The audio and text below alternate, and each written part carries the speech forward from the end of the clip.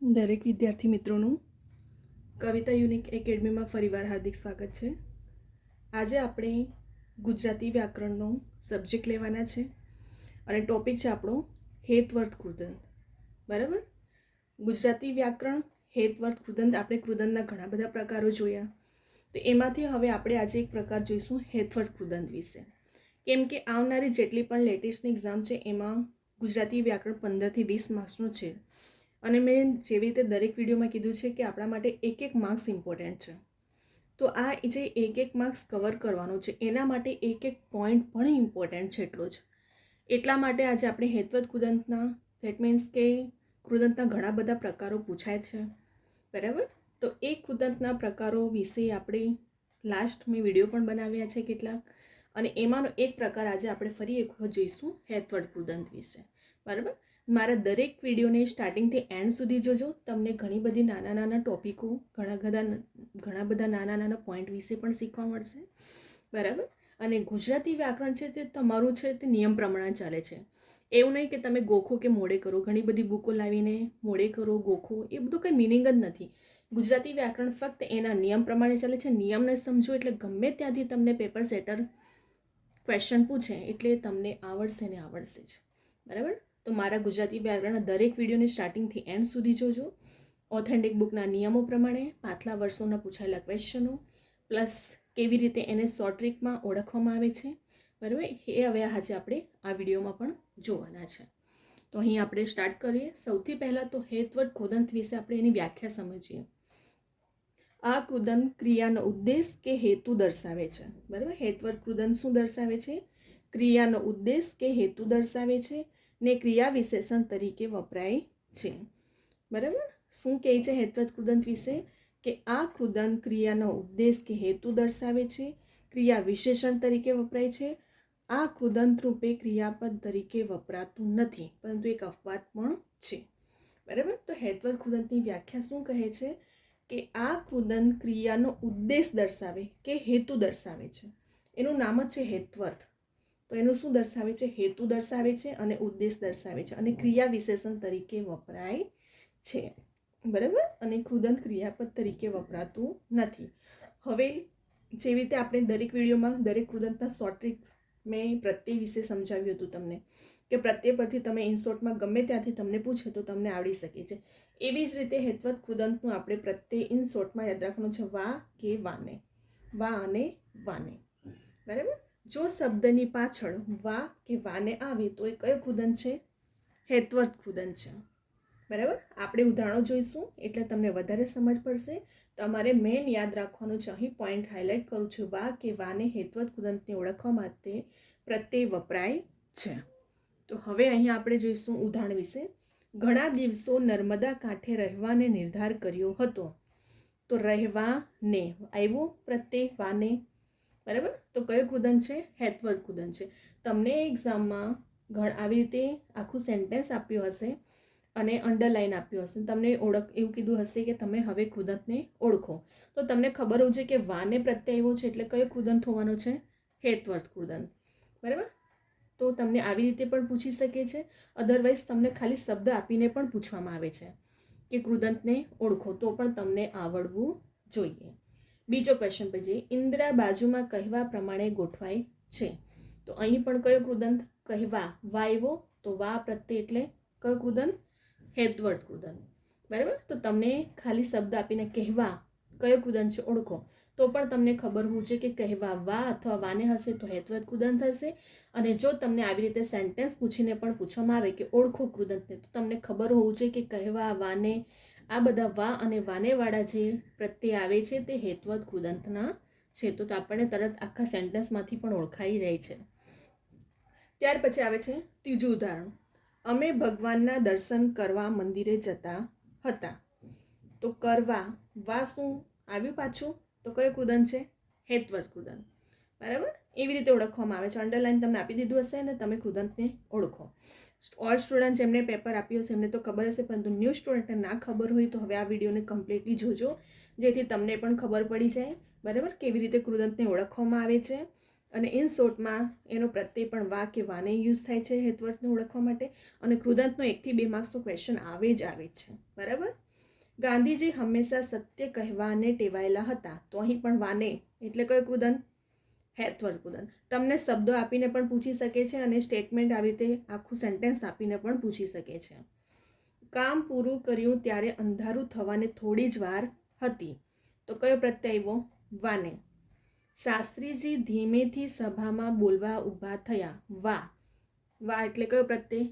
હેતવર્ડ કૃદંત અહીં પણ આવી ગયું.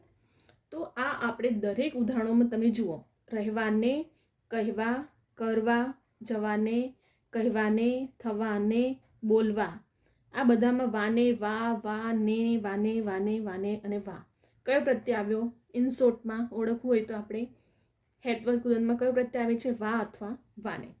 તો ઉપરના ઉદાહરણોમાં રહેવાને, કહેવા, કરવા, જવાને, કહેવાને, થવાને, બોલવા, આ બધા કયા કૃદંતો દર્શાવે છે?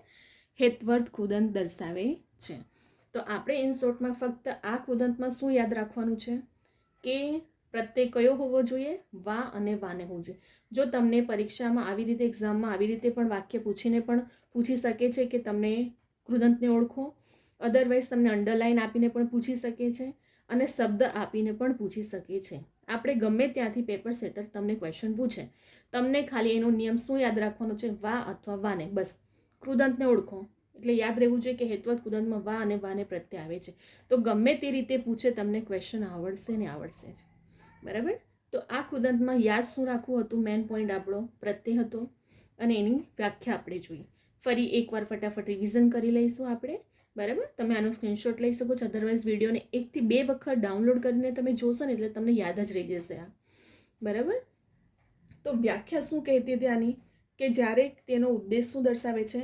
હેતુ દર્શાવે છે. બરાબર. રિવિઝન કરીએ એટલે આપણું ક્યાં પોઈન્ટ ક્યાં સ્કીપ થયો હોય પણ અમુક સ્ટુડન્ટને ક્લિયર થઈ જાય. અને એમ પણ આપણે દરેક વિડીયોમાં આપણે રિવિઝન તો કરીએ જ છીએ. બરાબર. તો હેતવર્ડ કૃદંતનો મિનિંગ શું છે? હતો કે જેનો ઉદ્દેશ હેતુ કે ક્રિયા વિશેષણ દર્શાવે છે તે તરીકે વપરાય છે. આ એક વ્યાખ્યા બની એની. તમને કદાચ કૃદંતની વ્યાખ્યા પણ પૂછી શકે. જો પેપર સેટરને લેવલ કરવું હોય ને ટફ કોમ્પિટિશનને તો આવી રીતે પણ પૂછી શકે. જે રીતે મેં તમને કીધું હતું કે સમાસની વ્યાખ્યા પણ પૂછાય છે, અલંકારની વ્યાખ્યા પણ પૂછાય છે અને પૂછ્યું છે. તો આપણે મેન્ટલી પ્રિપેર રહેવું કે હેતવર્ડ કૃદંતની પણ જો વ્યાખ્યા પૂછાય તો આપણને ખબર હોવું જોઈએ કે જે ક્રિયાનો ઉદ્દેશ કે હેતુ દર્શાવે છે તેને હેતવર્ડ કૃદંત કહે છે. પરંતુ તે ક્રિયા વિશેષણ તરીકે વપરાય છે, ક્રિયાપદ તરીકે વપરાતું નથી. પ્રત્યય કયા? તો વા કે વાને.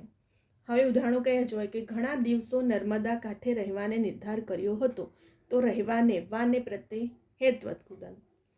ઇન્દિરા બાજુમાં કહેવા પ્રમાણે ગોઠવાય છે. તો કહેવા, વા કયો કૃદંત? હેતવર્ડ કૃદંત આવ્યો અહીં પણ. ત્યાર પછી અમે ભગવાનના દર્શન કરવા મંદિરે જતા હતા. કરવા, વા પ્રત્યય હેતવર્ડ કૃદંત. લોકો વાતને ભૂલી જવાને યોગ્ય માને છે. વાને કયો પ્રત્યય? હેતવર્ડ કૃદંતનો આવ્યો. ગાંધીજી હંમેશા સત્ય કહેવાને ટેવાયેલા હતા. વાને એટલે હેતવર્ડ કૃદંત. કામ પૂરું કર્યું ત્યારે અંધારું થવાની થોડી જ વાર હતી. વાને એટલે હેતવર્ડ કૃદંત. શાસ્ત્રીજી ધીમેથી સભામાં બોલવા ઊભા થયા. વા એટલે કયો કૃદંત આવ્યો? હેતવર્ડ કૃદંત.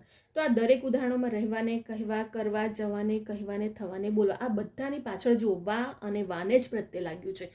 એની સિવાયનું એક પણ ઉદાહરણ એવું નથી કે જેમાં વા કે વાને પ્રત્યય ના લાગ્યો હોય. બરાબર. તો આપણે ઇન શોર્ટમાં ફક્ત યાદ રાખવા જેવું શું છે આમાં? વા કે વાને પ્રત્યય છે. બરાબર. તો અહીં આપણે એની વ્યાખ્યા પણ જોઈ લીધી અને ઉદાહરણો પણ જોઈ લીધા. બરાબર. અહીં તમારે 1 થી 2 માર્ક્સ, મારા દરેક વિડીયો 1 થી 2 માર્ક્સ કવર કરવા માટે ઇનફ છે. મારા તમે દરેક વિડીયો સ્ટાર્ટિંગથી એન્ડ સુધી જોજો. મેં વિડીયો પણ એવા ટોપિક પર બનાવ્યા છે કે આવનારી જેટલી પણ લેટેસ્ટની એક્ઝામો છે એમાં દરેક એક્ઝામ માટે યુઝફુલ છે. એવું નથી કે ફક્ત એક જ એક્ઝામ માટે. હું દરેક વિડીયોમાં રિપીટ તો કરું જ છું કે ફક્ત એક વિડીયો એવું નથી કે એક જ એક્ઝામ માટે છે. હું ટોપિક સિલેબસના એકોર્ડિંગ એવી રીતે જ વિડીયો બનાવું છું કે જેથી કરીને દરેક સ્ટુડન્ટને યુઝફુલ થાય. અને મારા જેટલા પણ ગુજરાતી ગ્રામર કે ઇંગ્લિશ ગ્રામરને રિલેટેડ વિડીયો છે એ ફક્ત એવું નથી કે કોમ્પિટેટિવ એક્ઝામના સ્ટુડન્ટ માટે, દરેક સ્ટુડન્ટ 9th, 10th, 11th માટે પણ યુઝફુલ રહેશે. કેમ કે ગુજરાતી વ્યાકરણ એવો ટોપિક છે, ઇંગ્લિશ ગ્રામર કે જે બેઝિક હોય છે આપણું ટોપિક. બરાબર. અને હંમેશા યાદ રાખો કે ગુજરાતી ગ્રામર અને ઇંગ્લિશ ગ્રામર નિયમ પ્રમાણે ચાલે છે. ફક્ત નિયમને જો તમે સમજી જશો ને તો તમારા 15 થી 20 માર્ક્સ જે કવર થાય છે ને ગુજરાતી ગ્રામર કે ઇંગ્લિશ ગ્રામરના, તે તમારે એક પણ માર્ક્સ સ્કીપ થશે નહીં. અને મારા દરેક વિડીયો જોજો ગુજરાતી ગ્રામરના પણ સ્ટાર્ટિંગથી એન્ડ સુધી આખું નિયમ પ્રમાણે શોર્ટ ટ્રીક છે કે કેવી રીતે ઓળખવામાં આવે છે. બરાબર. તો નિયમને સમજો, ગોખવા કે મોડે કરવાની જરૂર નથી. અલંકાર, છંદ, સમાસ, વિભક્તિ, બરાબર, સંધિ, છોડો દરેકના મેં નિયમ પ્રમાણે વિડીયો બનાવ્યા છે, બરાબર. તો દરેક વિડીયોને સ્ટાર્ટિંગથી એન્ડ સુધી જોજો.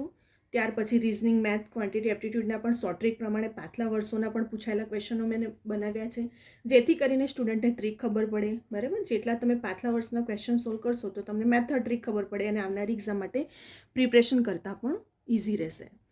તો અહીં ગુજરાતી વ્યાકરણના પણ મારા દરેક અલંકાર, છંદ, સમાસ, વિભક્તિ, મૃદંત, એક ટોપિક પર મેં વિડીયો બનાવ્યો છે અને એક માર્ક્સનો 1 થી 2 માર્ક્સનો દરેક ટોપિક પૂછાય છે અને પૂછાય જ છે, બરાબર. તો 15 થી 20 માર્ક કવર કરવા માટે મારા ગુજરાતી વ્યાકરણના દરેક વિડીયોને જોજો સ્ટાર્ટિંગથી એન્ડ સુધી.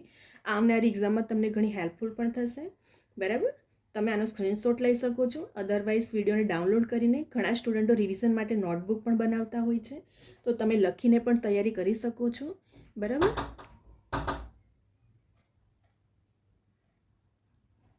તો તમને આ વિડીયો ગમે હોય તો લાઈક કરજો, શેર કરજો, સબસ્ક્રાઈબ કરવાનું ભૂલતા નહીં, કમેન્ટ કરજો. તમારા સ્ટુડન્ટ વિદ્યાર્થી મિત્રોને પણ શેર કરજો, જેથી કરીને દરેક સ્ટુડન્ટ સુધી આ વિડીયો પહોંચે, બરાબર. જેટલું તમે તમારા ફ્રેન્ડ સર્કલમાં શેર કરશો, બરાબર. કેટલા બધા સ્ટુડન્ટ્સ એવા હોય છે કે જાતે કોચિંગ એફર્ટ નથી કરી શકતા, જાતે પ્રિપરેશન કરતા પણ હોય છે, તો એમના સુધી દરેક સુધી આ વિડીયો પહોંચે, બરાબર. તો તમારા ફ્રેન્ડ સર્કલને પણ શેર કરજો, બરાબર. લાઈક કરવાનું ભૂલતા નહીં અને ખાસ કરીને સબસ્ક્રાઈબ કરવાનું ભૂલતા નહીં, જેથી કરીને નોટિફિકેશન માટે તમને બેલ આઇકોન ઓન રાખજો. ડેલી રેકોર્ડેડ લેક્ચર અને ડેલી ઇન્ફોર્મેશન એક્ઝામની રિલેટેડ અપડેટ કરવામાં આવે છે આ ચેનલ પર, તો એના માટે પણ ઇન્ફોર્મેશનો તમને મળતી રહે એટલા માટે સબસ્ક્રાઈબ કરવાનું પણ ભૂલતા નહીં. આપણે બીજા બધા ઘણા ટોપિકો સાથે ઘણા બધા વિડીયો ટોપિક વાઇઝ હું બનાવી રહી છું આવનારી એક્ઝામમાં તમને, જેથી હેલ્પફુલ થાય. તો દરેક વિડીયોને સ્ટાર્ટિંગથી એન્ડ સુધી જોજો. બીજા બધા પણ આપણા ઘણા એવા ટોપિકો લાવશું કે જેથી કરીને આપણા દરેક માર્ક્સ એક્ઝામના કવર થઈ જાય, બરાબર. તો અહીં હવે આપણે વિડીયોને સ્ટોપ કરી રહ્યા છીએ. નેક્સ્ટ વિડીયોમાં આપણે બીજા બધા ટોપિકો સાથે આવશું. અહીં ગુજરાતી વ્યાકરણનો આપણો 1 થી 2 માર્ક્સ હેતવત કુદંતો પણ કમ્પ્લીટ થઈ જાય છે. નેક્સ્ટ વિડીયોમાં બીજા બધા ટોપિકો લઈને આવશું, બરાબર, જેથી કરીને તમને એક્ઝામ ક્રેક કરવામાં પણ હેલ્પફુલ થશે. અને તમને આ વિડીયો તમારે લાઇક, કમેન્ટ, શેર કરવાનું ભૂલતા નહીં, ખાસ કરીને સબસ્ક્રાઈબ કરવાનું, જેથી કરીને ડેલી રેકોર્ડેડ લેક્ચર અને ઇન્ફોર્મેશન આવનારી એક્ઝામની પણ તમને મળતી રહી. હવે આપણે નેક્સ્ટ વિડીયોમાં બીજા બધા ટોપિકો સાથે આવશું. અહીં હવે આપણે વિડીયોને સ્ટોપ કરી રહ્યા છીએ.